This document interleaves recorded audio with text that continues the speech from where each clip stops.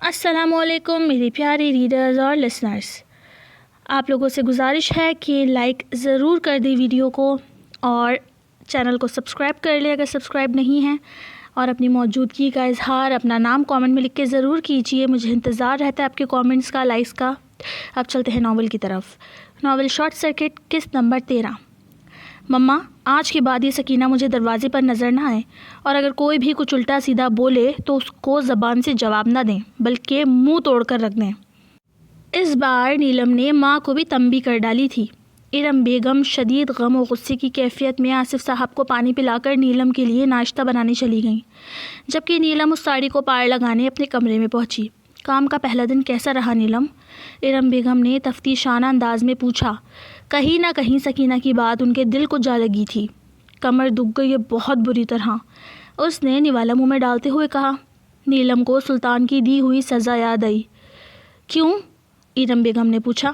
بیٹھے بیٹھے پوری رات آپ کو کوئی ایک جگہ بٹھا دے تو پوچھوں گی پھر، وہ نروٹھے پن سے بولی۔ نیلم کی آنکھ میں گزری رات کا عکس تھا، جبکہ اس کی ماں اسے کسی آفس نما جگہ پر کسی کمپیوٹر کے آگے کرسی پر بیٹھا تصور کر رہی تھی۔ پھر وہ راہیلہ میڈم کو ایک ٹیکسٹ میسج کر کے سو گئی۔ میڈم، آپ کے حصے کے پیسے بھی میرے پاس ہیں، غالباً آپ کل موجود نہیں تھیں۔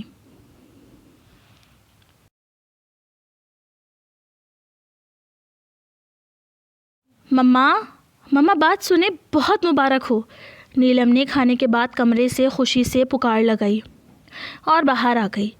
باہر شان، آصف صاحب اور ارم بیگم بیٹھے یہی باتیں کر رہے تھے کہ ابھی علاج کا کیا کریں۔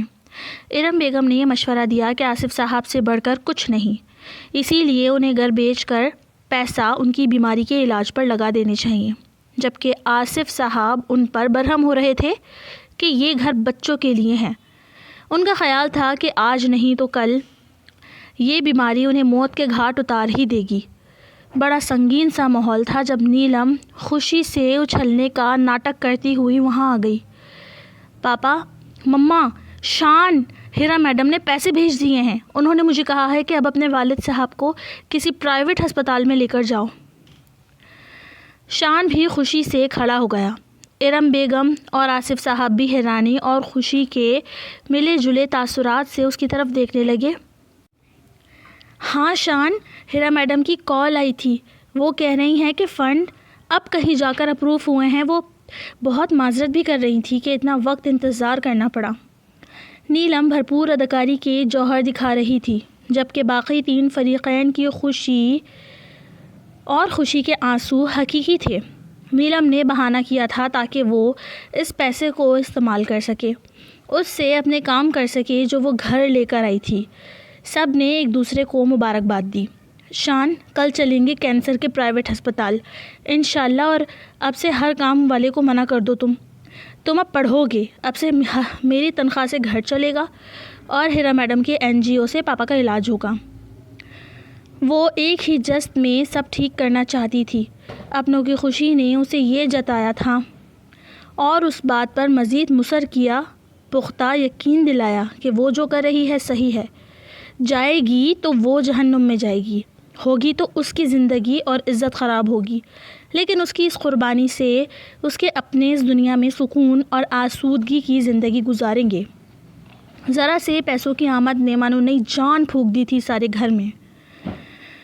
ارے پاگل، یہ ہیرا میڈم تو مجھے ایسی ہی لگتی ہیں، اگر دوبارہ پیسے بھیجے ہی نہیں تو ہم کیا کریں گے؟ نوکری ہاتھ سے چلی گئی شان کی تو کام کرنے دو ابھی اسے۔ وہ ان کی بات پر مزید بحث نہ کر سکی، کیونکہ اسے ڈر تھا کہ ماں کو شک نہ ہو جائے۔ ویسے کتنے پیسے بھیجے ہیں؟ 60,000، وہ کہہ رہی ہے کہ ابھی اور دیں گی۔ کم ہی پیسے بتائے اس نے ماں باپ کو تاکہ وہ شک میں مبتلا نہ ہو۔ ہائے، 60,000! اتنے پیسے بھیج دیے ہیں؟ ارم بیگم کو 60,000 کی رقم بھی بہت زیادہ لگ رہی تھی۔ ہاں جی، میرے اسکول والے اکاؤنٹ میں ہی آئے ہیں پیسے، میں کل ہاسپٹل جاتے ہوئے نکال لوں گی۔ ارم بیگم نے وہیں سجدہ شکر ادا کیا، جبکہ نیلم نے کمرے میں آ کر دروازہ بند کیا تھا اور گہرے گہرے سانس بھرنے لگی۔ اس نے بہت بڑا جھوٹ بول کر اپنے خاندان کو خوشی دی تھی۔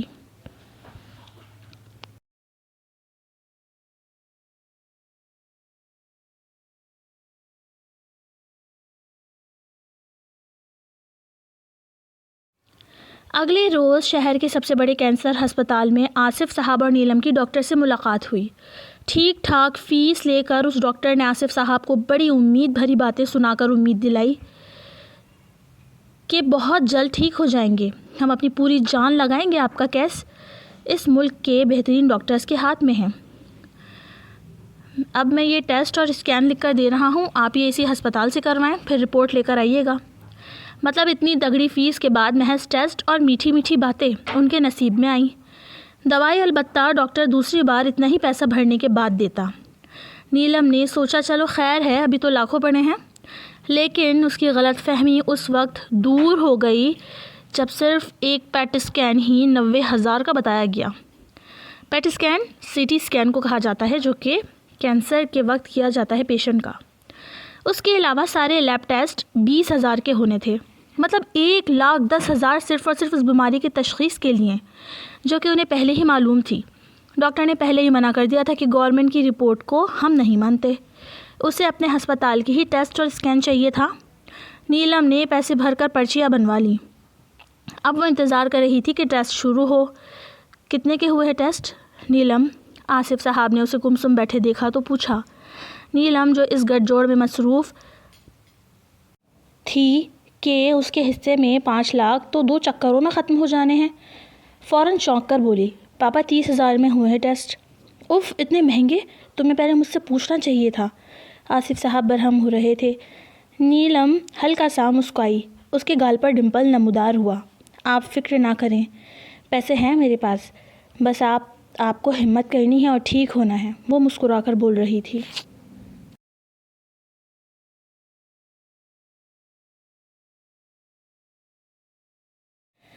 میں جان یہ وار دوں، ہر جیت بھی ہار دوں، قیمت ہو کوئی تجھے بے انتہا پیار دوں۔ سلطان تنہا ٹیرس پر بیٹھا نیلم کی یاد میں گانے گا رہا تھا۔ دوپہر میں پڑے تھپڑ کی جلن ابھی تک گالوں پر محسوس ہو رہی تھی۔ کیا کروں؟ کیا معافی مانگ لوں؟ کیا مجھے معاف کر دے گی؟ اتنی تو کوئی بڑی بات بھی نہیں تھی جتنا اس نے ریئیکٹ کیا۔ چلو مار تو چکی ہی ہے، اس سے زیادہ کیا ہی کر لے گی، میسج کر کے دیکھتا ہوں، ہو سکتا ہے رحم آ جائے ظالمہ کو۔ سلطان نے نیلم کو میسج کرنے کے لیے موبائل اٹھایا۔ وہ عام مردوں جیسا آنا پرست نہ تھا، اس کی جگہ کوئی اور مرد ہوتا تو ابھی بدلہ لینے کے پلان بنا رہا ہوتا، لیکن وہ تو نہ جانے کس مٹی کا بنا تھا۔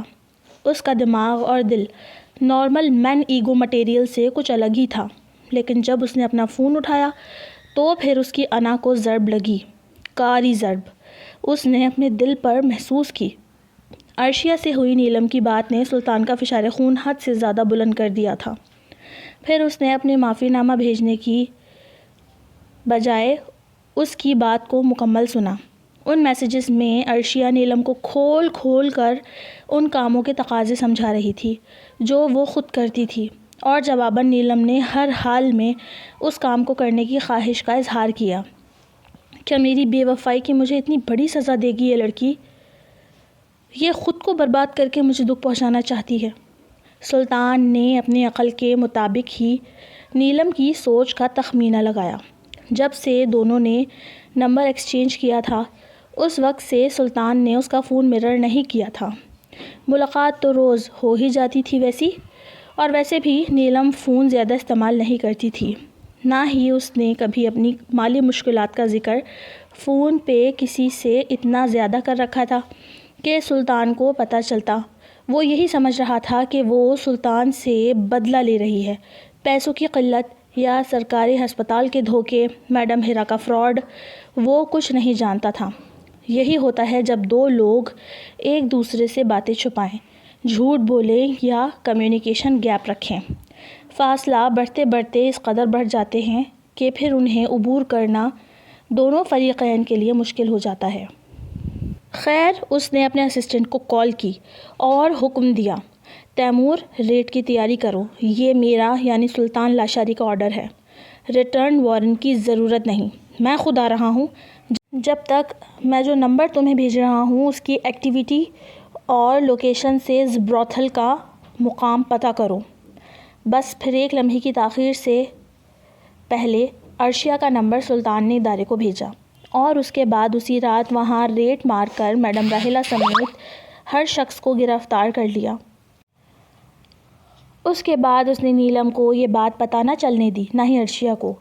وہ نیلم کو ٹیسٹ کر رہا تھا کہ آیا وہ اپنا یہ گھناؤنا فیصلہ بدلتی ہے کہ نہیں۔ وہ منتظر تھا کہ وہ خود نہ آئے اور وہ خود اس بنگلے میں جا کر بیٹھا، اسی امید میں کہ وہ نہیں آئے گی۔ لیکن جب نیلم نے میڈم راہیلہ کو کال کی اور کہا کہ وہ آ گئی ہے، تو راہیلہ نے سلطان کے حکم کے مطابق اسے کمرہ نمبر 7 میں بھیجا۔ راہیلہ اس وقت لاک اپ میں تھی۔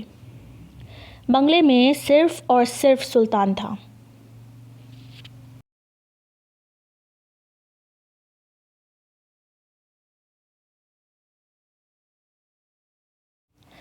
نیلم گھر آئی تو 1.5 لاکھ اپنے ہاتھ سے خرچ کر چکی تھی۔ ٹریٹمنٹ شروع ہونے سے پہلے ہی سب پیسے ختم ہو جائیں گے، وہ کھانا کھاتے ہوئے سوچ رہی تھی۔ میڈم راہیلہ سے بات کرتی ہوں۔ نیلم اپنی سوچ میں غلطاں تھی کہ ماں کی آواز کان میں پڑی۔ نیلم، کام پر نہیں جانا آج؟ نہیں مما، آج میڈم کے کسی رشتہ دار کی ڈیتھ ہو گئی ہے تو آفس بند ہے۔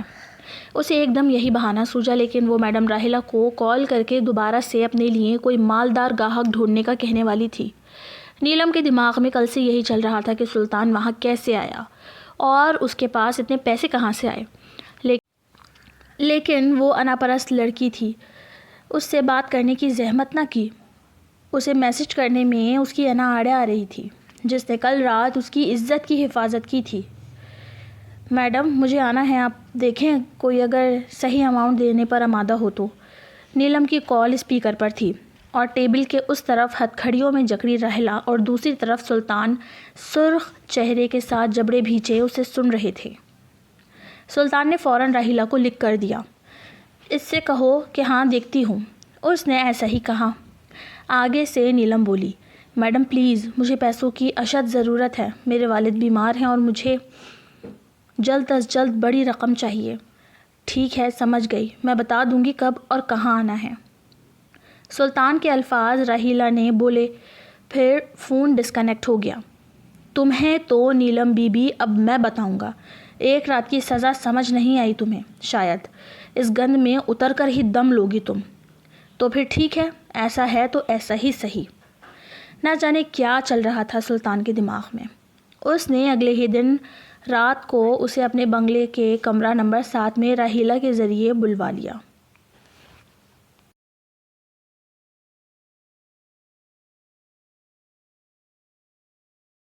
وہی بیکار سی کالی ساڑی پہن کر وہ ایک بار پھر اسی کمرہ نمبر 7 کے دروازے پر کھڑی تھی۔ دل میں کہیں مرہون سی امید تھی کہ اندر آج پھر سلطان ہی ہوگا، معمولی سی سزا دے گا اور بہت سارے پیسوں کے ساتھ باعزت روانہ کر دے گا۔ لیکن جیسے ہی کمرے کا دروازہ کھلا، اس کے سر پر تو جیسے پہاڑ ٹوٹ پڑا۔ اندر 4 ہٹے کٹے آدمی بیٹھے ہنسی مذاق کر رہے تھے اور کچھ مشروبات بھی نوش فرما رہے تھے، لیکن نیلم کا اگلا قدم اٹھنے سے انکاری ہوا۔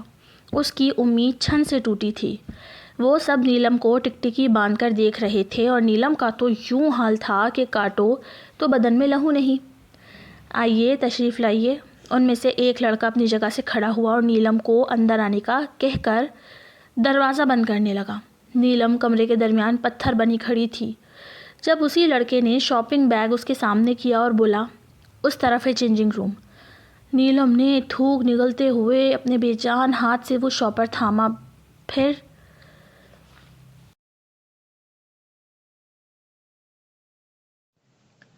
To be continue AW Urdu novels, don't copy my novel. اور بہت زیادہ محنت لگتی ہے، کل میرے پاس ٹائم بھی نہیں تھا، ظاہر ہے کل شب معراج تھی، اور لیکن پھر بھی میں نے آپ لوگوں کے لیے بنائی، ایڈیٹنگ میں نے نہیں کی، بہت غلطیاں ہیں، معاف کر دیجیے، لائک کر دیجیے، پھر ملتے ہیں۔ اللہ